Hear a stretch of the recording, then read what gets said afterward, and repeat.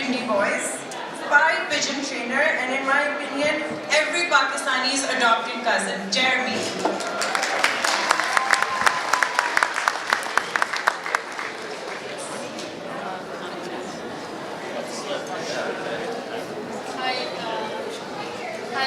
Hi, are we doing an interview right now? Yeah. Okay, sure. Thank you. All right. So, first of all, I would like to ask you, where is your beautiful baby bear? Oh, my beautiful baby bear. Yeah. My Bella Ursulina, is what we called her in Rome. She is... She's adorable. She's in Charleston right now. Sorry, I couldn't bring her. Oh, okay. Yeah. So, alright, and... For those of you who came just to see her, I really apologize. Anyways, whatever the people they are following you, they can see her anytime, I think. So, secondly, I would like to show you one thing Okay, today. sure. And because I like your glasses a lot, Oh, okay. so I brought these glasses. Oh. Exactly the same glasses which Jeremy is wearing. Look at me. Are those... okay. And it's not mine, basically. So, wait, what? I gifted this to my spouse. Oh, Yeah. and okay.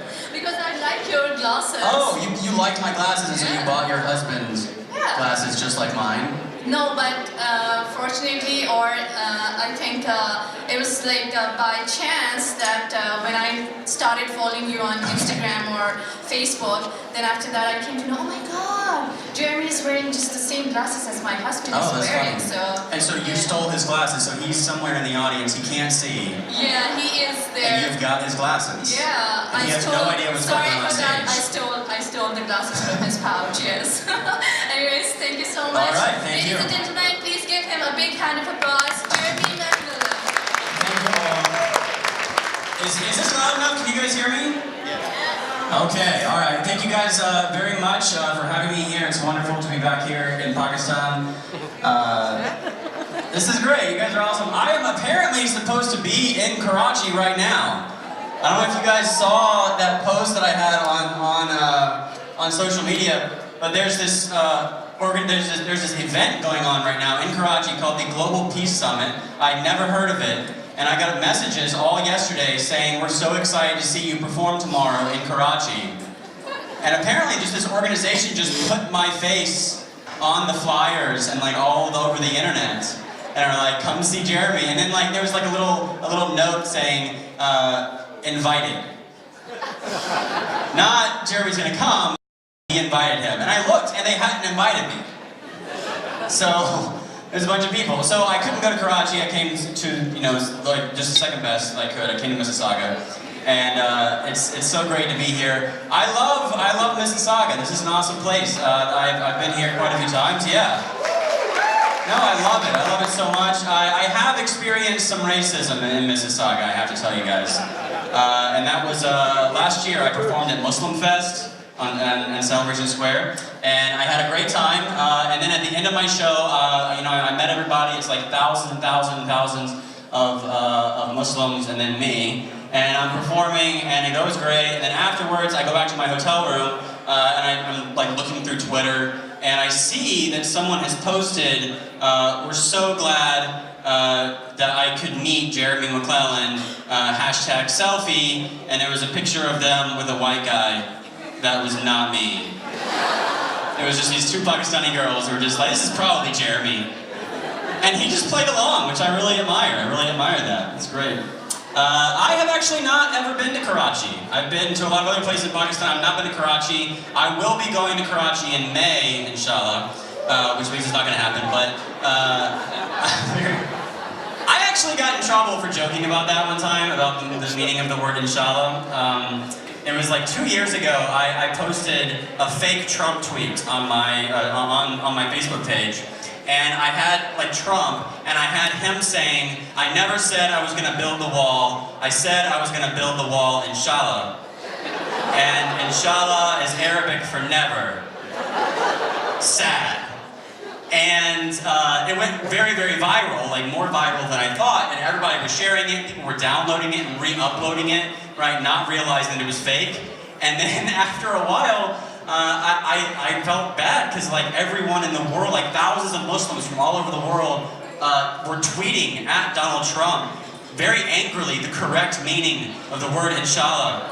And I don't know if Donald Trump checks his Twitter mentions, but I don't think that helped his relationship with Muslims, so I'm very sorry about that.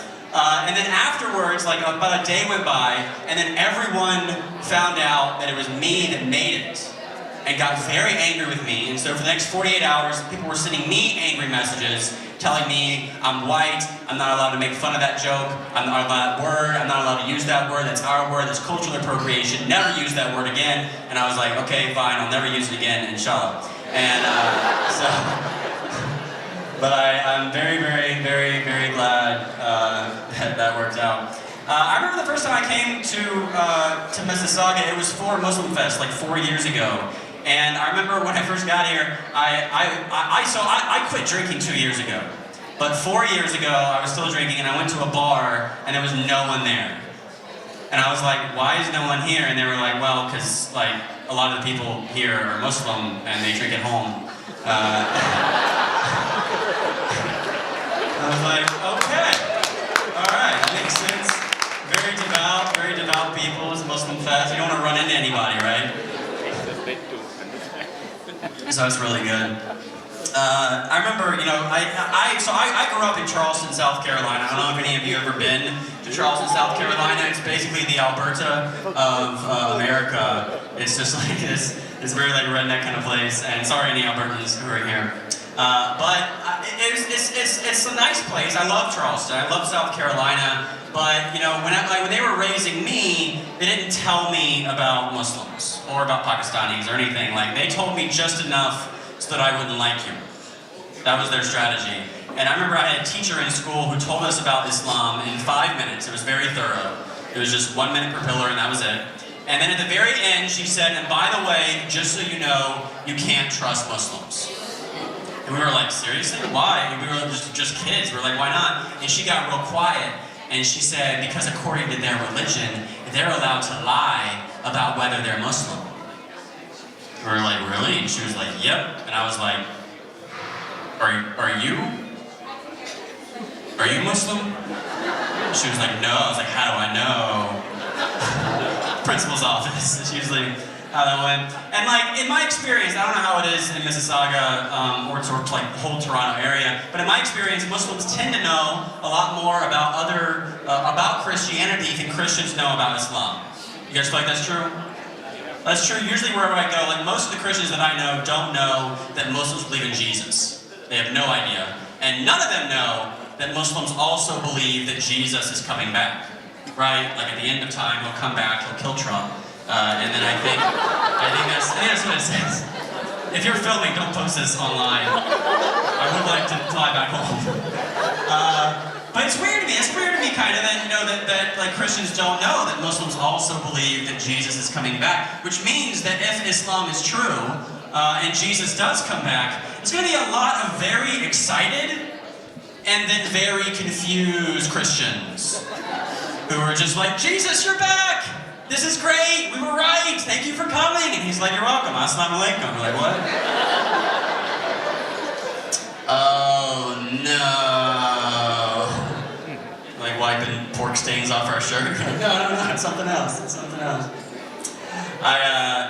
It's sort of weird right now being Christian and being Catholic because like the numbers of Catholics in Canada especially are going down quite fast. And you guys seem to be doing pretty well. And I'm just saying, like, and one example of this, one result of this is that there are a lot of mosques that are inside of old churches, right? Like you guys have those here, right? Basically, people stop going to church, and then the Muslims are like, we will buy that. Which, by the way, is fine, but what I don't like is when you don't even change the outside of the church at all. Like you keep it looking the same, you're like, oh, that's just a giant T on top. It stands for takbir. And I'm like, no, it's like, it feels like you're trying to trick us, you know? You're like, come to church, it's nice, there's a church here. Come on. And I know that's gonna happen. I know that eventually, at some point, there's gonna be like a Christian family who moves in down the street, starts attending, and then never realizes that it's a mosque. You know, they're just like, man, we've been going to this new church And it's very different, y'all. Like, it is so different. Like, all the church services are on Fridays. Super convenient. They make you take your shoes off before you walk in. It's very Japanese. We love it. We love it. You see, all the baptisms are in the bathroom. It's just very wet in there all the time. I don't know why. And no, they're very devout Christians. They baptize themselves like 5 times a day. They are on fire for the Lord. Can I get an amen? Like, they are on fire. And we've been going about 2 years, still have no idea what they're saying, but we never learned Latin, so it makes sense. Makes sense. I don't know Latin. I guess that makes me a bad Catholic. I am a bad Catholic. My wife is a very good Catholic. My wife, very devout Catholic. She actually wanted to be a nun when she was growing up. I don't know if you guys know what nuns are, but a nun is married to Jesus. That's what Catholics believe. They are married to Jesus. So my wife, her whole life, had planned to marry Jesus. And then they broke up. Right before the wedding, she left him at the altar. He's still there, you can go see him. And that's a great altar joke, by the way. So instead, she married me. Which, I don't know if any of you have wives whose ex-boyfriends are a lot more successful than you. But I do, because my wife's ex-boyfriend is Jesus. And she brings him up all the time. She talks to him every day. Alright, she's got pictures of him like all over the house. Like, she's not over him at all. Like, whenever we run out of bread, she's like, you know who never ran out of bread? It's Jesus. And I'm like, I know. And, but yeah, that's just like our thing. But it's weird, so I don't know Latin. I'm trying to learn Urdu. Anyone here speak Urdu? I think a lot of you speak Urdu. I'm trying to learn it, not so I can talk to people, alright? It's just so I can tell what they're saying in the comment section of my Facebook page. Because if you've been on there's a lot of Urdu, and a lot of times it's in all caps. And I'm like, I don't know, I hope this is good. I have no idea what they're saying. And it's just like, the colonizer, blah, blah, blah. And I'm like, okay, I gotta learn this. And this all started like 3 years ago. 3 years ago, I started posting about a lot of my experiences. And I had some tweets go viral. And I got a comment from someone in Pakistan, and it said, Jeremy, you're my favorite Gora. And I was like, I don't know what that means. I hope it's good. So I put that into Google Translate, and it said it meant horse. And I was like, is that good? Is that good in Pakistan to be a horse? I was very confused. I was like, what? I guess I'm fast, you know? Like, I'm pretty good, you know? I'm powerful. I'm very good Gora. You know, and I tried to make sense of it in my head. I was like, okay, I get it. So, like, in India, it's the cow that's the sacred animal. So in Pakistan, it must be the horse that's the sacred animal. And I'm their favorite one. I'm their favorite Gora. It's very nice. Very confused. I went to Pakistan a year ago, and I had a wonderful time. But before I went, I was like, okay, I gotta learn some Urdu. And so I asked my friend Sultan to teach me some. And I was like, okay, so when you're in Pakistan, how do you greet people? How do you say hello? Yeah, Assalamu alaikum. No. That is not what they say. That's what I learned. That's what I learned before I went. When I get there, no one is saying Assalamu alaikum. They're all saying Kaise ho? They're saying Kaise ho, and I have no idea what that is. So for the first week I was there, this is true, the first entire week I was there, I thought everyone was saying, guess who?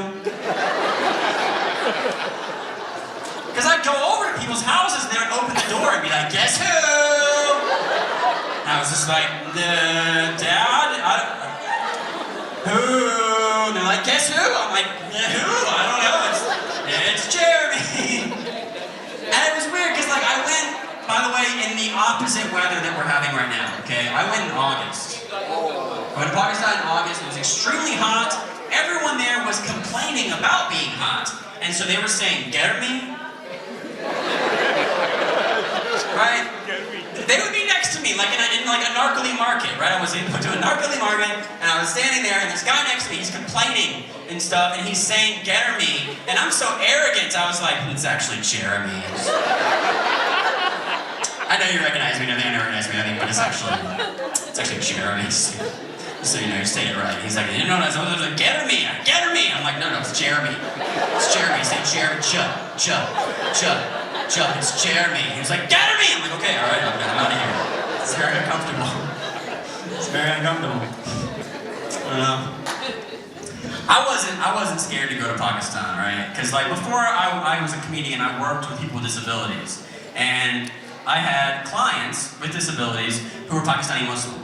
And so that's how I learned about Pakistanis, about Islam and everything. And it was a weird relationship that I had as a caregiver to these guys, because it was my job as a Christian to help them be good Muslims. Which is a weird relationship to have, you know? Like, which meant I had to learn about Islam so I could help them and everything. And by the way, I ended up as a very, very, very, like, strict Muslim as a caregiver. Like, my phone would go off like 5 times a day, and I'd be like, it's time to pray. It's time to pray. No excuses. You have to pray. You have to pray. No, I'm not gonna pray, but you gotta pray. You gotta pray. Or like, we would be out to eat, and he'd be like, this guy's Saeed, like, he would be trying to order bacon, you know? And I'd be like, you can't have any bacon. He's like, why not? I'm like, because God forbids it. He's like, really? And I'm like, yep. And then I'd be like, I'm gonna have some bacon for me. And it got real awkward during Ramadan. Very awkward during Ramadan, because we would be out in public, and he would be like, can I have some food? And I'd be like, no, you can't have any food. He'd be like, can I have some water? I'd be like, no, you can't have any food or water. And people would overhear me. And they would be like, why aren't you giving that boy any food or water? I'd be like, because he's Muslim. They'd be like, I'm gonna report a hate crime? It was very uncomfortable. Very uncomfortable. But I remember the very first time, and I was trying to learn a lot, you know, trying to learn about things, but it's like, you can learn about another culture and everything, but you really don't learn it. Like the first thing they tell you about Islam is like, Sunnis and Shias, they fight all the time. They've been fighting for thousands of years, blah, blah, blah, blah, blah, blah, blah. And then you spend time with people and you realize that like the real schism within Islam is not between Sunni and Shia, it's about whether biryani should have potatoes in it. That's the real schism. Like, raise your hand if you think biryani should have potatoes in it. A lot of potato people, okay. Now raise your hand if you think biryani should not have potatoes in it. Okay, that's like a minority of the audience. That's like a Shia percentage, I think, of the audience that do not want potatoes. And I remember I had to cook. This is ridiculous. As a caregiver, I had to cook for this guy, Saeed. And his mom told me to make him biryani. She said, you gotta make him biryani, you gotta learn how to make biryani. And I was like, fine, you know what, just tell me over the phone the ingredients and how to make it. And she told me the ingredients, but at one point, she was like, now when you buy it, make sure you make it with aloe. And I was like, I don't know why you put aloe in biryani, but I guess I can do it. I didn't know it was aloe. I was like, so I went and I bought all the ingredients. I bought aloe. And I put the aloe, like, in the biryani. Like, which I thought made sense, because I was like, okay, it's like, because if it burns his mouth, it's gonna, like, soothe his mouth. Like, that's what the aloe is for. And he was like, this is disgusting, and it doesn't have potatoes. And I was like, how do you say potato? Aloo? Oh, no. So that's how that went. That's how that went. But, so I was not scared to visit Pakistan. But before I went, I had to tell my family that I was going to Pakistan. And my family, well, my parents are wonderful people. They love you guys very much. But I have extended family who don't like you. Alright, I have aunts and uncles and cousins and stuff who are just not fans of you. And I told them I was going to Pakistan, and my aunt, she was like, Jeremy, when you go to Pakistan, she had 2 questions. There's 2 things she said. Number 1, she said, when you go and you perform in Pakistan, how are you going to be able to tell if the women are laughing? And I was like, what are you talking about? She was like, no, like, how are you going to be able to, like, when you're in the, how are you going to be able to tell? I was like, I thought she meant because the lights would be too bright or something, I wouldn't see anybody. And then finally I realized, I was like, oh, I see what you're saying. No, it's fine. Like, the burqas move a little bit. Like, it's, like, like, their husbands will tell me if they laughed. I think that's the most important thing. I mean, my wife, she thought you were very funny. Here's a note from her. It just says, ha ha ha ha ha. But the second thing my aunt said, which she was very scared of, is that she was like, Jeremy, you're a Christian. If you go to Pakistan, someone's going to kill you. And I was like, no, you don't understand. Like, all the people that want to kill me live in the United States. All right? I'll be fine in Pakistan. Matter of fact, if I ever had to flee the United States, that's probably where I would go. Right? I'd flee the United States, I would go to Pakistan, I would go to a city called Abbottabad. Because apparently you can hide there for years and years and years and years, and no one ever knows you're there.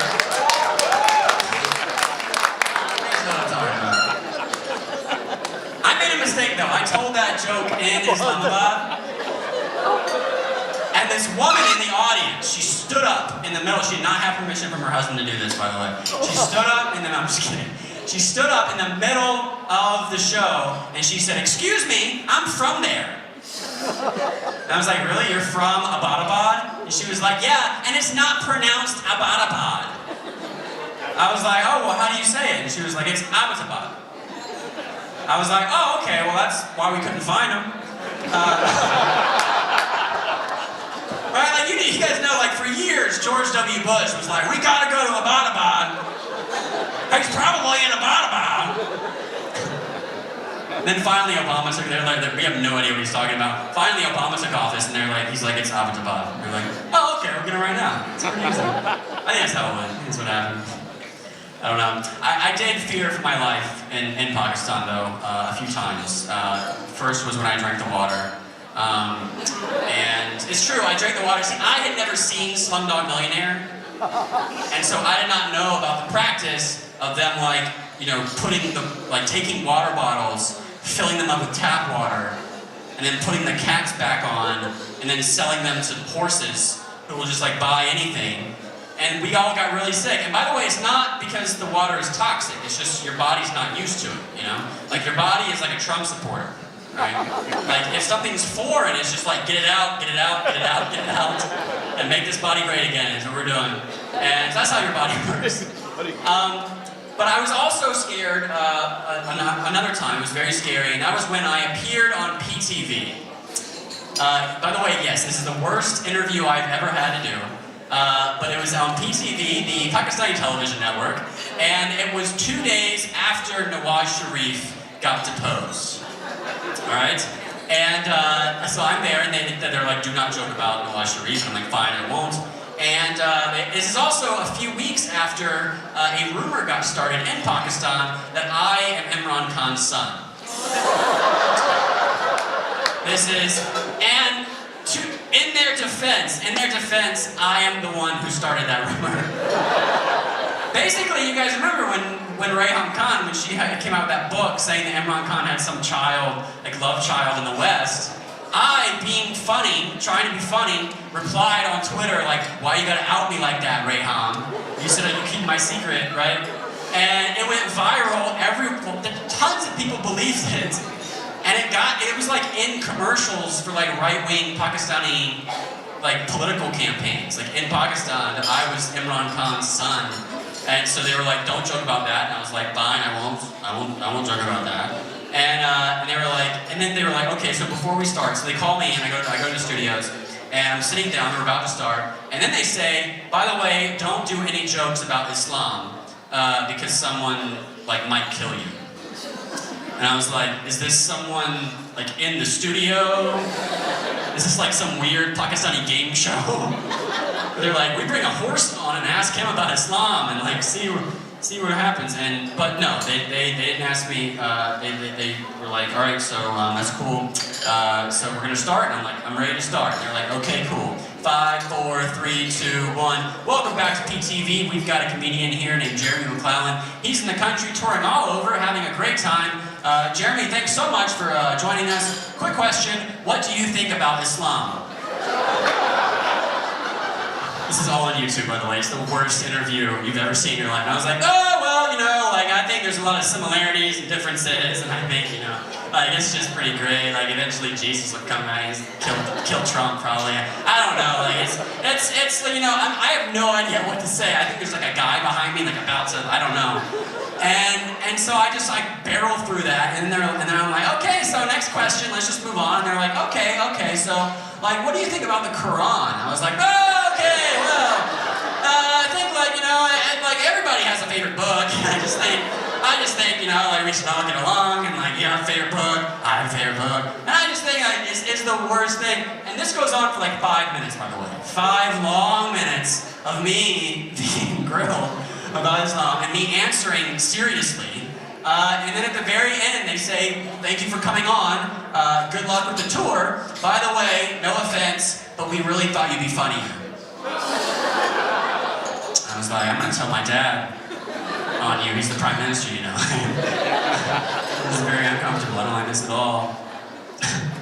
But no, it was great, and I would love to come, you know, go back to Pakistan as much as possible. It's an awesome country, and I love it. One thing that I am excited about is that, like she mentioned earlier, 8 months ago yesterday, my wife and I had a beautiful baby girl, guys. Beautiful baby girl.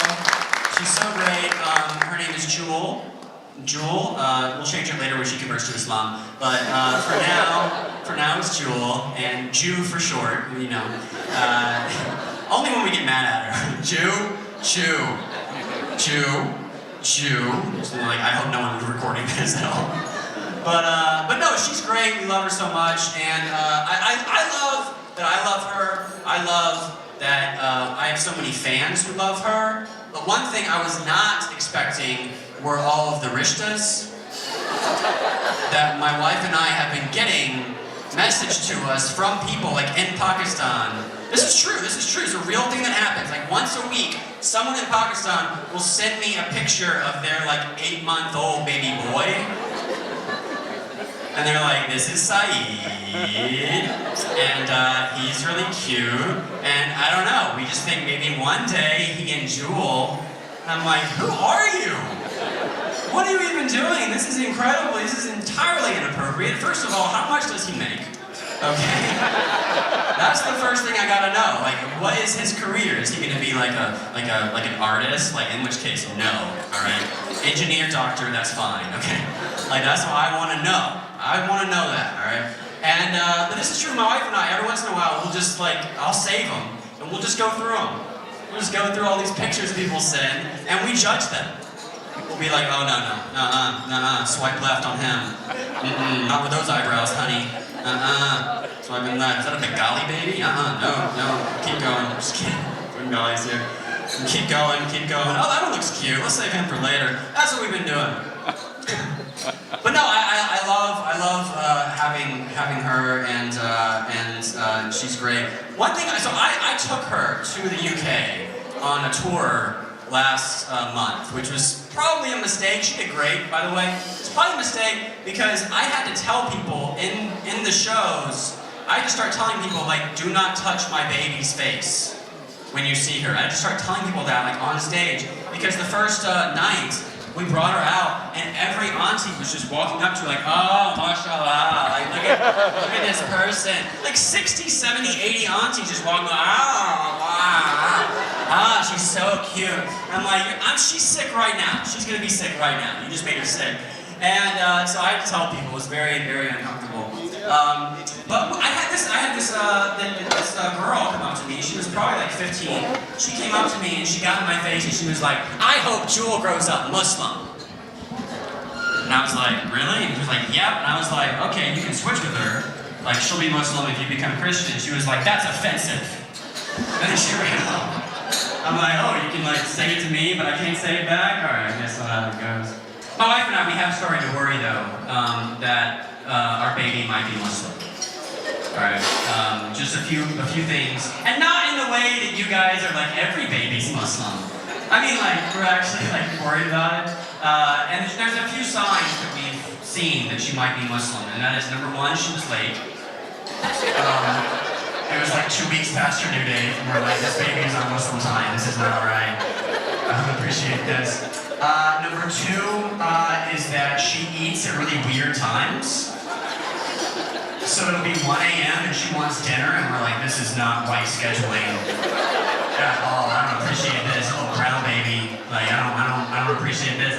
And also when she was born on the first day of Ramadan. So yeah,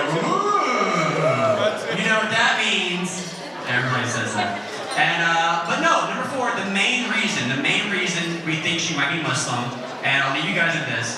The main reason is that we've been reading to her every night. She loves books. She loves books. One book in particular she loves, and that's a book called Good Night Moon. You guys have heard of this book? Is that famous here? Love that book. She loves Good Night Moon. Oh, this is not cool. This is not cool at all. All right.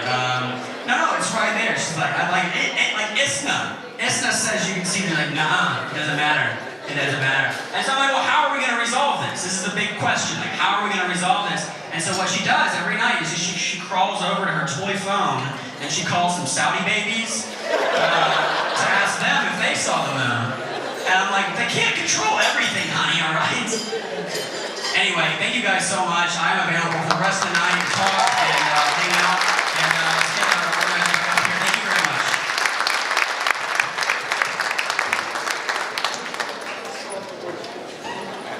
Thank you, that was amazing. Everyone had a nice time, right? Another round of applause. So I hope everyone's helped themselves to some dessert. We would like to end the night with thank you and all our volunteers up on stage as well. We are also grateful to all of our volunteers and the team here who helped us to support us. I would request Dr. Aziz and Suhail and all to come.